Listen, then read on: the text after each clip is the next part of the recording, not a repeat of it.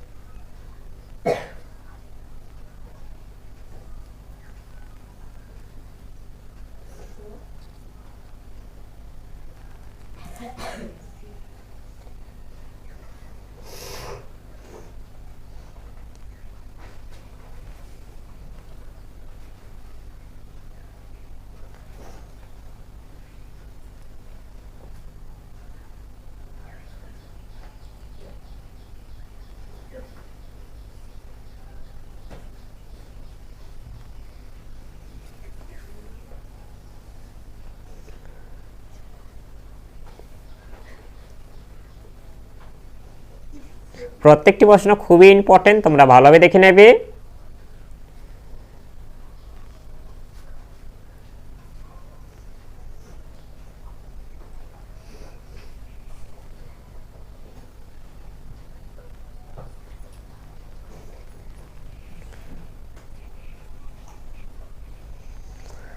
আর এরকম সাজেশনমূলক ভিডিওগুলি পাওয়ার জন্য অবশ্যই আমাদের চ্যানেলটিকে তোমরা সাবস্ক্রাইব করে নেবে এবং এই ভিডিওটিকে লাইক, কমেন্ট ও শেয়ার করে দেবে।